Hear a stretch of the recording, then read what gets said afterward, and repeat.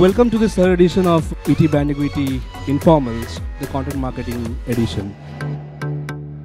We are really blessed to have a illustrious panel of speakers today who have years of experience in leading national and international brands and making their content viral. We're going to discuss the nature of virality first. If you look at the content marketing pyramid, at the top of this pyramid is the branded content piece, which India has started discovering now. And in the middle, you have the editorial, the old-fashioned feature stories and sponsor stories. And at the bottom of the pyramid is the one which is actually raking in a lot of moolah, which is powered by recommendation engines. You've all heard of tabulas and outbrains. So this piece, this triangle of content marketing is very, very evolving, and yet we're going to focus on one very specific aspect of this triangle, which is virality. The nature of real virality is the ability to influence the right kind of consumer, get him to actively engage with your brand, and more importantly, get him to become a spokesperson, kind of kick off that first trail of word of mouth. When I see people think about buying virality or seeding it, I use the word seeding equals buying, I don't think that that's really possible. I think that the only way that you're going to seed virality is to actually, like he said, build the emotional connect. One interesting point in terms of the science is positive emotional connect tends to have better shareability than negative emotional connect.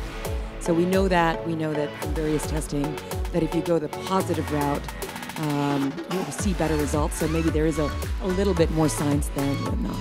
If you start evaluating from a cost-benefit analysis, from a tangential analysis, you will always be at a loss because you're not understanding. It's not about always ROI, and that's what I always refer, that definition of ROI is not about return on investments. It's always return on insights and return on innovation that you're actually trying to do.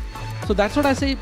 Just to answer your particular question in one line, never even as a marketer or as a particular person in the industry of digital should not try to attempt in terms of buying or trying to see if there's any particular monetization can be done to it. I specifically remember one incident which is now floating around in WhatsApp, and in the last two things we heard Colgate as well as we heard about fake news.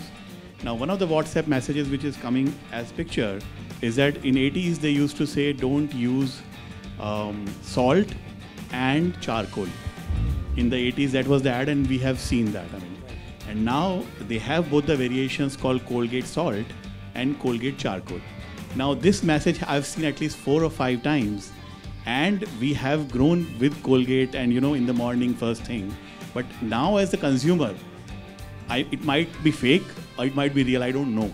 But I at least feel cheated. I think the reality is that, like human beings, I think brands can make mistakes. So I think the recognition that brands evolve, companies evolve, and over time, so Colgate at some point in time may have been seeing, olive oil or salt or, charcoal as threats, and today is incorporating. I think it's a reality of how life is, right? Sandeep, in your view, where does this virality piece lie in terms of creating the brand appeal or seeding it, or as Amit says, that marketers honestly don't really worry too much about virality. They want their content to be consumed because ultimately they want their brands to be bought.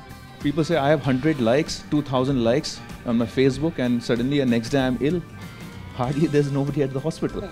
So are these likes are real likes? Are the real people? I agree with all my fellow panelists that you have to help customer, because when he in the context of the movies and politics, jokes, virality is not an issue. But in the context of brand and marketers, you basically customer is there to buy things. He needs help from you. So you have to remain contextual, and in that process don't try to gain numbers. Keep small, keep good, and as organically will grow. It's so important to actually hear from the top lead here that when these guys think marketing, when these guys think reaching out, they haven't forgotten the cordless theory of segmentation, targeting, positioning, even in its implementation to the digital world today.